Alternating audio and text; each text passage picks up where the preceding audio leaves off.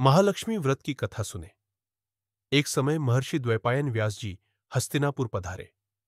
उनका आगमन सुन समस्त राज्यकुल के कर्मचारी महाराज धृतराष्ट्र भीष्म सहित उनका सम्मान आदर कर राजमहल में उन्हें सुवर्ण सिंहासन पर विराजमान करवाया और अर्घ्यपाद्य आचमन से उनका पूजन किया। व्यास जी के स्वस्थ चित्त होने पर राजरानी गांधारी ने महर्षि व्यास जी से हाथ जोड़कर कहा, हे मुनिवर, आप तो त्रिकालज्ञ तत्वदर्शी हैं। आपसे हमारी प्रार्थना है कि स्त्रियों के लिए कोई ऐसा सरल व्रत और पूजन बताइए जिससे हमारी राजलक्ष्मी सुख, पुत्र, पौत्र, परिवार हमेशा सुखी रहे। यह सुनकर व्यास जी ने कहा, हे गांधारी, हम ऐसे व्रत पूजन का उल्लेख कर रहे हैं जिससे सदा लक्ष्मी जी स्थिर होकर सुख प्रदान करेंगी। वह श्री महालक्ष्मी व्रत है जिसका पूजन प्रतिवर्ष आश्विन कृष्ण पक्ष की अष्टमी को किया जाता है। तब गांधारी ने पूछा, महात्मन, उस व्रत को किस प्रकार से किया जाता है तथा उसका पूजन विधान क्या है, यह विस्तार से बताने का कष्ट करे। महर्षि व्यास बोले, भाद्र शुक्ल पक्ष की अष्टमी के दिन प्रातःकाल व्रत का मन में संकल्प कर किसी जलाशय में जाकर स्नान करे। स्वच्छ वस्त्र पहनकर ताजे दूर्वा से महालक्ष्मी जी को अर्घ्य प्रदान कर प्रणाम करना चाहिए। फिर घर आकर शुद्ध 16 धागों का एक गंडा बनाकर प्रतिदिन एक गांठ लगानी चाहिए। इस प्रकार 16 दिन का 16 गांठ वाला गंडा आश्विन माह की कृष्ण पक्ष की अष्टमी तक बनाना चाहिए। आश्विन माह की अष्टमी को व्रत रखाकर मंडप बनाकर चंदोवा तानकर उसके नीचे मिट्टी के हाथी पर महालक्ष्मी जी की मूर्ति स्थापित कर तरह तरह की पुष्पमालाओं से लक्ष्मी जी व हाथी का पूजन करे। सुवासित पकवानों का नैवेद्य समर्पण करे और श्रद्धा भक्ति सहित महालक्ष्मी का पूजन करे। इस महालक्ष्मी व्रत के करने से आप लोगों की राजलक्ष्मी सदा स्थिर रहेगी। इस प्रकार से महालक्ष्मी व्रत का विधान बताकर महर्षि व्यास अपने आश्रम को प्रस्थान कर गए। इधर समयानुसार भाद्रपद मास की शुक्ल पक्ष की अष्टमी से समस्त राजघराने की स्त्रियों व नगर की सत्रियों ने श्री महालक्ष्मी व्रत का आरंभ कर दिया। बहुत सी स्त्रियां गांधारी के साथ व्रत करने लगी और कुछ स्त्रियां माता कुंती के साथ व्रत करने लगी। ऐसा होते होते 15 दिन का व्रत होकर 16वां दिन अर्थात आश्विन कृष्ण पक्ष की अष्टमी तिथि आ गई। उस दिन प्रातः काल से नगर की सत्रियों ने उत्सव मनाना आरंभ कर दिया और समस्त नर नारी राजमहल में गांधारी के यहाँ उपस्थित हो तरह तरह से महालक्ष्मी जी के मंडप व मिट्टी के हाथी बनाने सजाने की तैयारियां होने लगी। गांधारी की ओर से नगर के सभी प्रतिष्ठित स्त्रियों को शाम की महालक्ष्मी की पूजा में आमंत्रित किया गया, किंतु माता कुंती को निमंत्रण नहीं भेजा गया। सारे हस्तिनापुर में खुशी की लहर दौड़ गई। माता कुंती निमंत्रण न पाकर अपने आप को अपमानित महसूस करने लगी और उन्होंने पूजा की कुछ भी तैयारी नहीं की। इतने में युधिष्ठिर, भीम, अर्जुन, नकुल और सहदेव सभी पांचों पांडव माता कुंती के कक्ष में पधारे। अपनी माता को गंभीर देखकर अर्जुन ने पूछा, माता, आप इतनी दुखी क्यों है?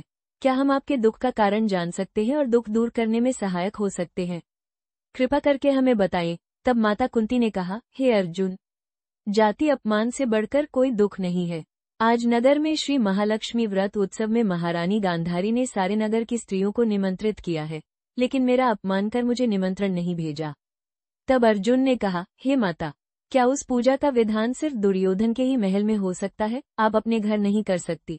कुंती ने कहा, बेटा, कर सकती हूँ, पर वो साज सामान इतनी जल्दी तैयार नहीं हो सकता, क्योंकि गांधारी के 100 पुत्रों ने मिट्टी का विशाल हाथी पूजन के लिए तैयार किया है।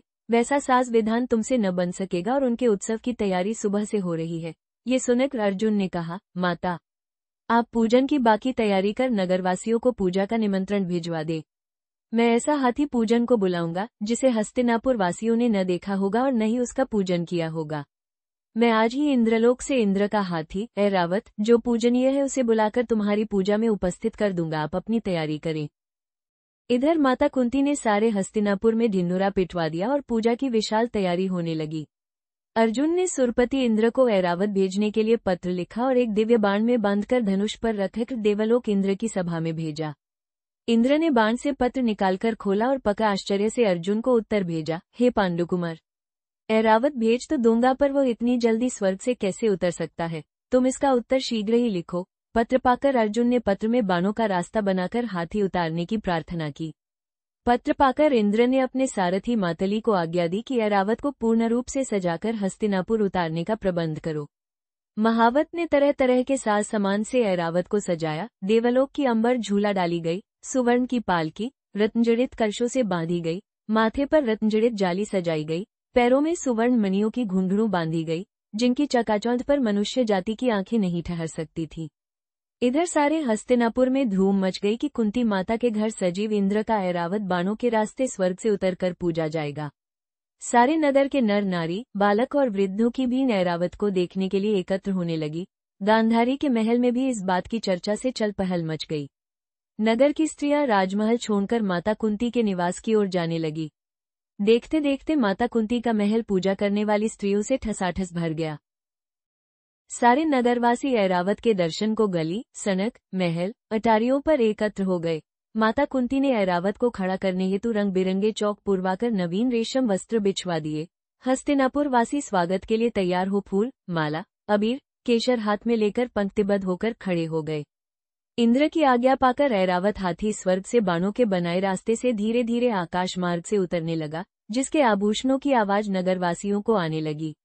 ऐरावत के दर्शन होते ही नगरवासियों ने जय जयकार के नारे लगाना आरंभ कर दिया। ठीक सायंकाल के समय ऐरावत माता कुंती के महल के चौक में उतर आया। समस्त नर नारियों ने पुष्पमाला, अबीर, केशर चढ़ाकर ऐरावत का स्वागत किया। धौम्य पुरोहित द्वारा ऐरावत पर महालक्ष्मी जी की मूर्ति स्थापित करा के वेद मंत्रों द्वारा पूजा की गई। नगरवासियों ने भी लक्ष्मी जी तथा ऐरावत की पूजा की। फिर तरह तरह के मेवा पकवान लेकर ऐरावत को खिलाए गए। ऊपर से जामुन जल पिलाया गया। फिर तरह तरह के पुष्पों की ऐरावत पर वर्षा की गई। पुरोहित द्वारा स्वस्ति पुण्याह वचन का व्रती नारियों द्वारा लक्ष्मी जी पूजन विधान से कराया गया। कुंती ने व्रत के डोरे के गंडा में 16वीं गांठ लगाकर लक्ष्मी जी के सामने समर्पण किया। ब्राह्मणों को पकवान, मेवा, मिठाई देकर भोजन की व्यवस्था की गई। तब वस्त्र, द्रव्य, सुवर्ण, आभूषण देकर ब्राह्मणों को संतुष्ट किया गया। सभी व्रती स्त्रियों से माता कुंती के साथ श्री महालक्ष्मी जी की दीपक जलाकर प्रेम से आरती की।